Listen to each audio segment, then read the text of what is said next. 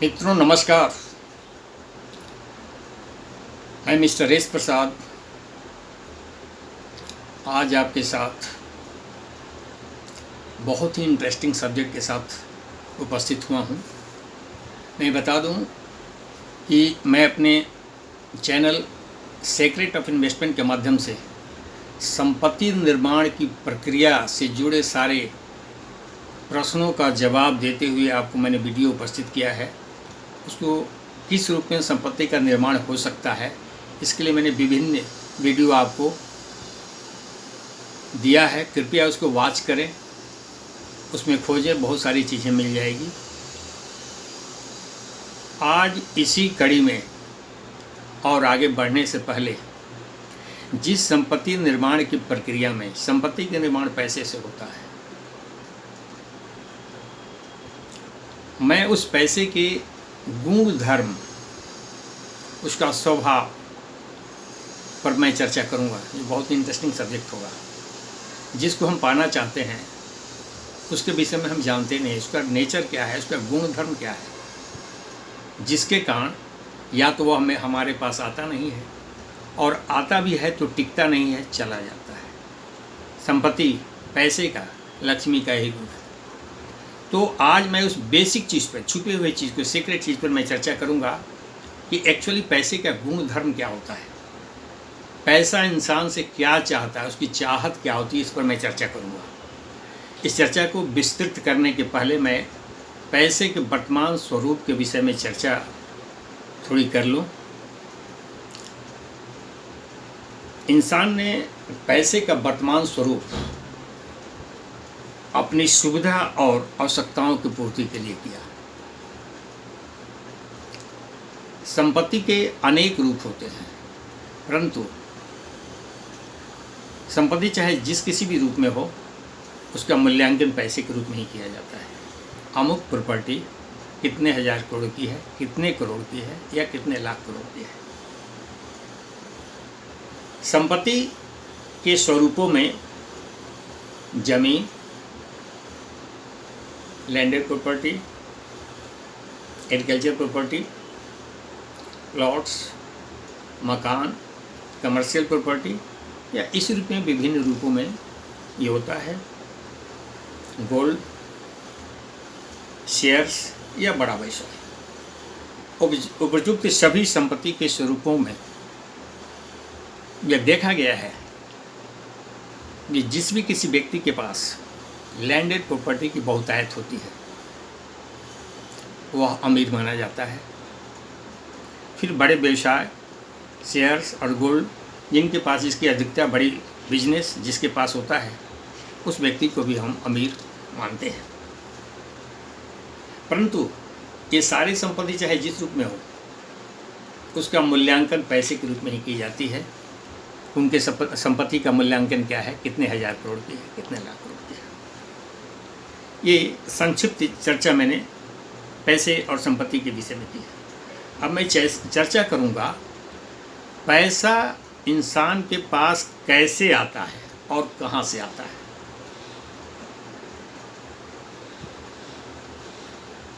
पैसा इंसान के पास सेवा या व्यवसाय के रूप में आता है। इंसान के द्वारा की गए जितने भी क्रियाकलाप हैं, सब व्यवसाय के श्रेणी में आते हैं। मसलन कोई किसान अगर खेती करता है, खेती करने के बाद जो अपने उपार्जन को बेचता है और पैसे प्राप्त करता है। व्यवसायी चाहे छोटा हो या बड़ा हो, सामान बेचकर पैसे प्राप्त करता है। मजदूर अपने काम करके, शारीरिक श्रम करके पैसे प्राप्त करता है।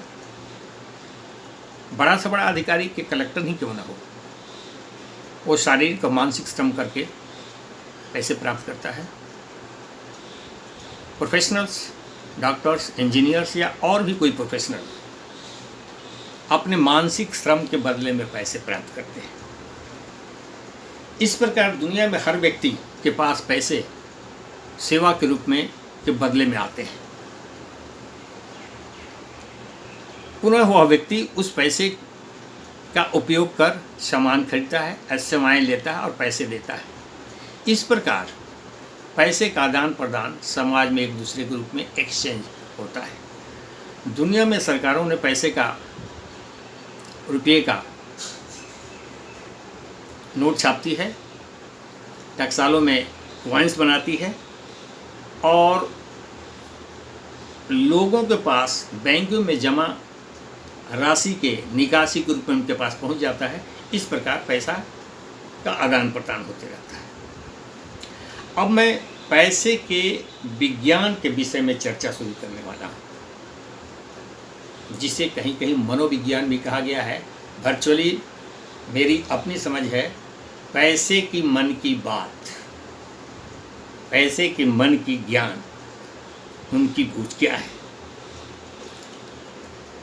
जैसा कि मैंने चर्चा किया, पैसा कैसे प्राप्त होता है, श्रम से, शारीरिक या मानसिक। और मेहनत से प्राप्त की हुई कोई भी वस्तु बड़ी प्रिय होती है, बहुत ही मूल्यवान होती है। पैसा चूँकि मेहनत से ही प्राप्त होता है, इसलिए निश्चित रूप से मूल्यवान और बहुत प्रिय है।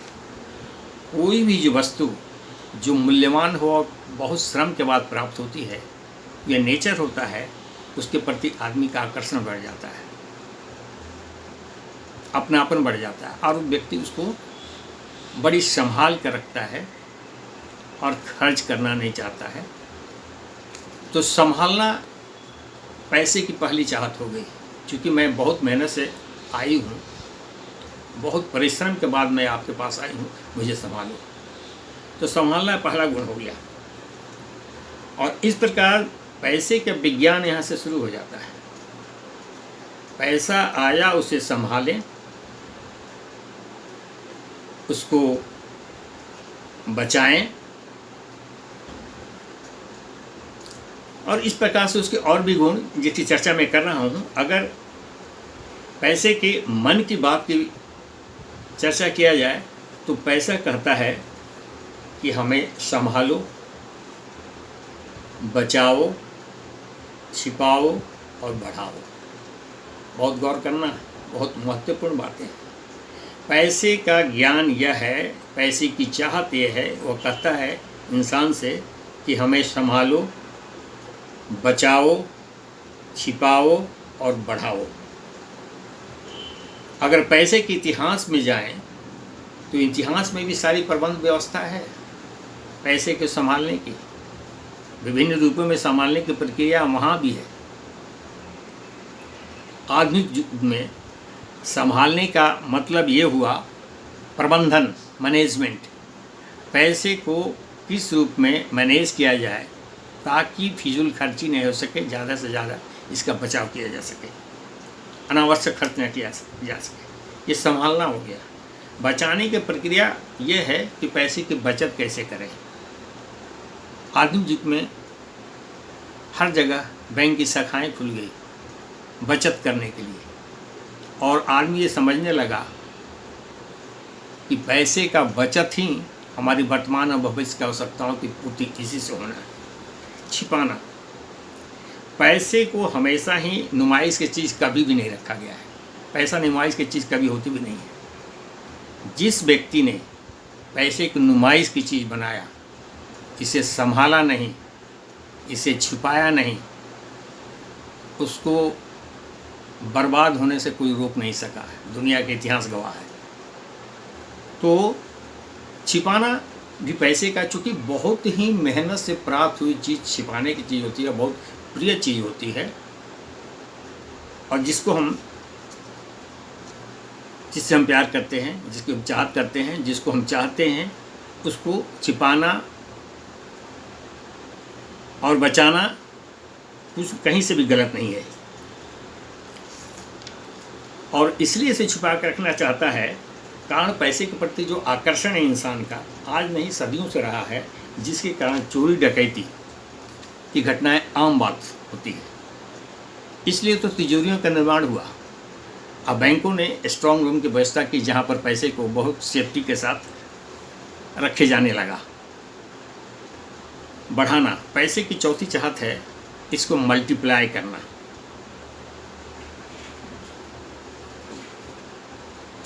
इस प्रकार पैसे की आवश्यकताओं में, उसकी चाहत में निम्न चीज़ें व्याख्या के बाद सामने आई है और इसके उदाहरण हैं, और जो व्याख्या में सामने आई उसकी पहले चर्चा कर लूँ। संभालना, बचाना, छुपाना और बढ़ाना, ये पैसे के आवश्यक गुणों में गुण धर्म है इसका। पैसे की चाहत है, इसका सेलिएंट फीचर कहें, उसकी चाहत है, और इस चाहत को कॉन्साइड जिसने किया वो संपत्तिवान बन गया। मैं बताऊं इस पर। संभालना मीन्स मैनेजमेंट, पैसे का मैनेजमेंट कैसे करते हैं। बचाना मीन्स सेविंग करते हैं कि नहीं, कैसे सेविंग करते हैं, कितना सेविंग करते हैं। छुपाना मीन्स सेफ्टी एंड सिक्योरिटी, पैसे की सेफ्टी भी बहुत ज़रूरी है। सेफ्टी एंड सिक्योरिटी की व्यवस्था आप क्या करते हैं, किस रूप में सेफ्टी एंड सिक्योरिटी करते हैं। बढ़ाना मीन्स मल्टीप्लिकेशन, पैसे को मल्टीप्लाई कैसे करते हैं, निवेश करते हैं कि नहीं, ये सारे गुण हैं।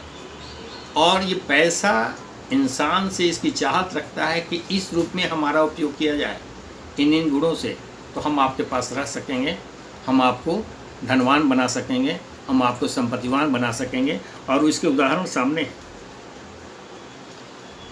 और ये पैसे के मन की छुपी हुई बातें हैं, पैसे के मन की छुपी हुई बातें हैं, जिसको पैसे का ज्ञान कहा गया। बाद में इसे साइकोलॉजी की भाषा में पैसे का मनोविज्ञान भी कहा गया। और वह व्यक्ति जो पैसे की इन चाहतों को पूरा करता है वह खुशहाल हो जाता है। जो व्यक्ति पैसे के इन सारे गुणों के अनुकूल चलता है वह संपन्न हो जाता है, संपत्तिवान हो जाता है, धनवान हो जाता है और अमीर हो जाता है। दुनिया में नज़र उठा के देख लें, समझ में आ जाएगी कि पैसे का प्रति किसका क्या एटीट्यूड है, थॉट प्रोसेस किसका कैसा है, आपको सामने दिखाई पड़ जाएगा। पैसे के यह खास गुणधर्म जिसके पास यह होता है वह अमीर हो जाता है। पैसे की अपनी खूबी है, या जिसके पास होता है वो व्यक्ति अमीर हो जाता है, खुशहाल हो जाता है। जब तक अमीरी धन की बातें हैं और खुशहाली मन की बातें हैं, फिर भी आदमी का धन के बिना खुश नहीं रह सकता है। और इस प्रकार बहुत हद तक धन हमारे मन के ऊपर में नियंत्रण कर लेता है और मन खुश हो जाता है। तो यह कहने में अतिशयोक्ति नहीं है कि पैसे के कारण भी हम खुशहाल हो जाते हैं, हमारी खुशहाली के कारण भी पैसा ही होता है।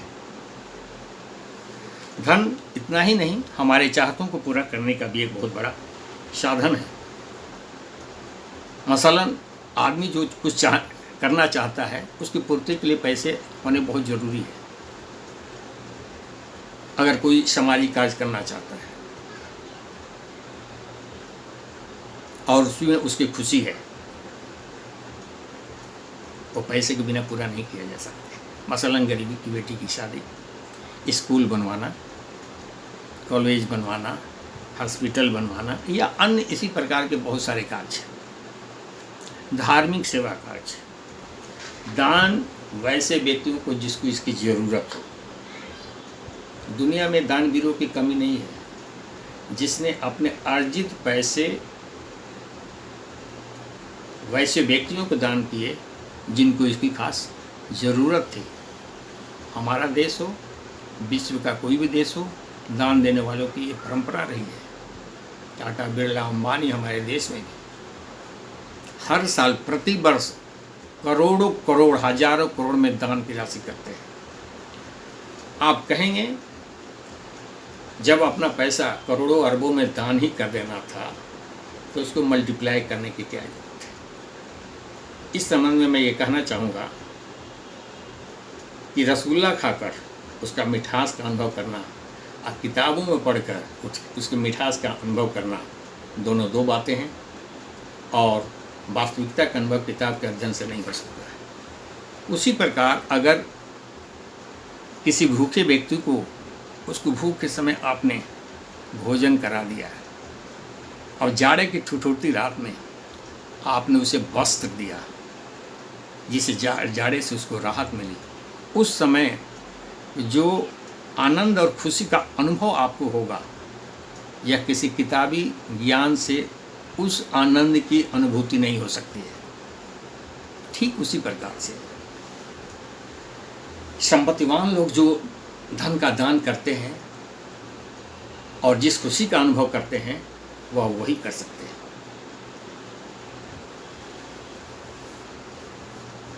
पैसे के जिस गुणधर्म की चर्चा मैंने ऊपर की, उसके प्रति व्यक्ति का व्यवहार, एटीट्यूड और सोच क्या है, थॉट प्रोसेस क्या है, इस पर बहुत सारी चीज़ें निर्भर करती है। पैसे के प्रति हमारा व्यवहार कैसा है, हम उसको कितना चाहते हैं, हम उसको कितना प्यार करते हैं, कितना लगाव है। दुनिया की यह दस्तूर है कि आदमी जिस चीज़ को सबसे ज़्यादा चाहता है वह उसके पास रहता है। पैसे के साथ भी होता है, पैसे के साथ भी वही होता है। धन के साथ भी आप जिसको ज़्यादा चाहेंगे वो आपके पास रहेगा। अगर आप पैसे को नहीं चाहते हैं तो पैसा आपके पास टिक नहीं सकता है। ये अनुभूत सत्य है, इसमें कोई भी परंतु और लेकिन नहीं हो सकता है। यह स्थापित सत्य है। जो व्यक्ति पैसे को चाहता है पैसा उसी के पास रहता है, अगर उसको नहीं चाहता है पैसा उसके पास से चला जाता है। यह हमारे मानवीय संबंधों पर भी इसका ऐसे ही इसी प्रकार का प्रभाव है। कोई स्त्री पुरुष या पुरुष स्त्री एक दूसरे के बीच अगर उसका लगाव नहीं है,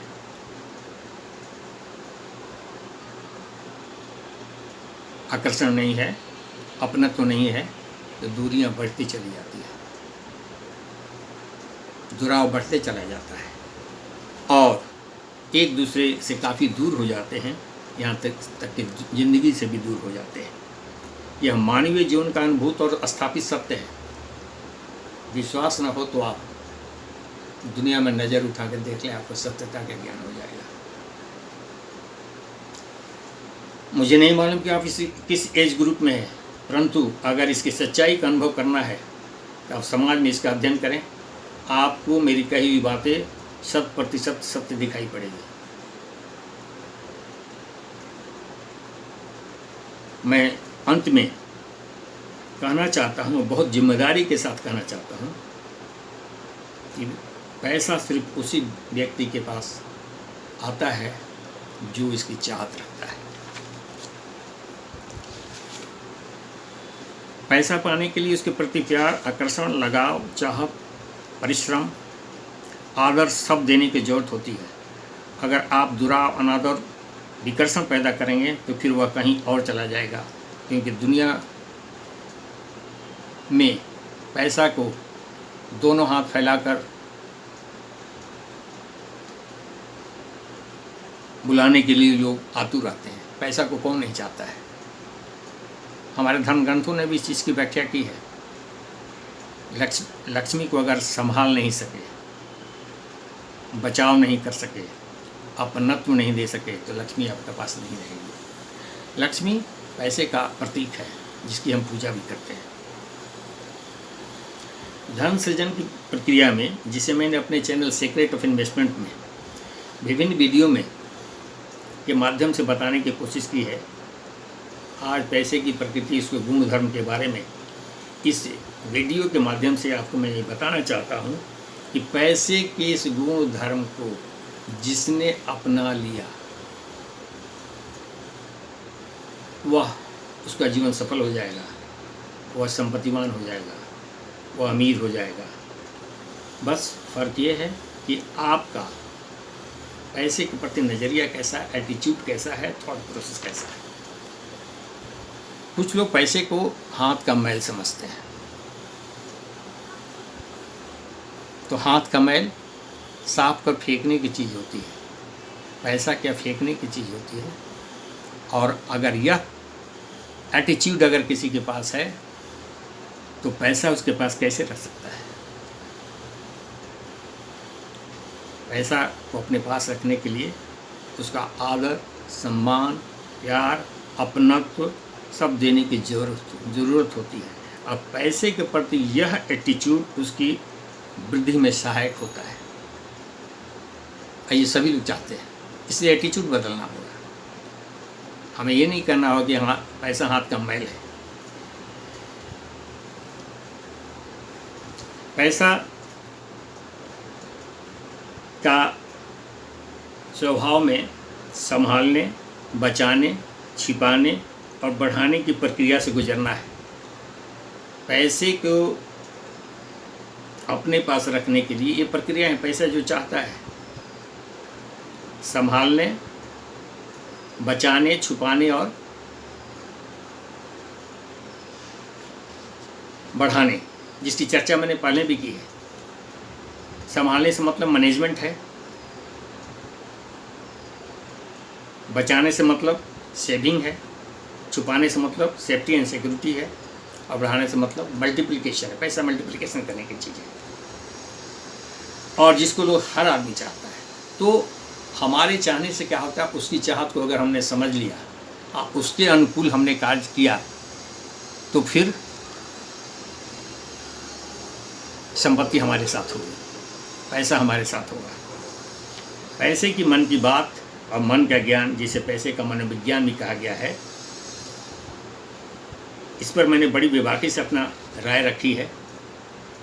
उम्मीद करता हूँ कि ये सब्जेक्ट आपको बहुत पसंद आएगा और इसको बार बार सुनने की ज़रूरत पड़ेगी। बहुत अच्छा लगेगा, आपकी विचार शैली बदल जाएगी पैसे के प्रति। मैंने कहा ना, आप पैसा बनाना चाहते हैं, परंतु आप जानते नहीं हैं कि पैसे का गुण धर्म क्या है।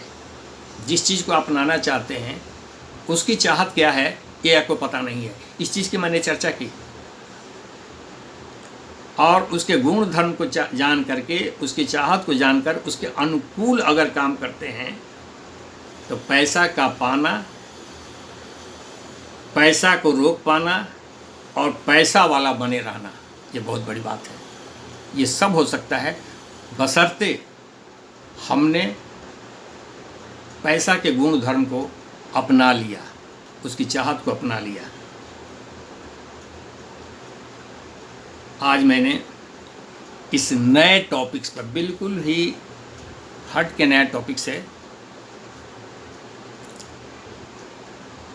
संपत्ति सृजन की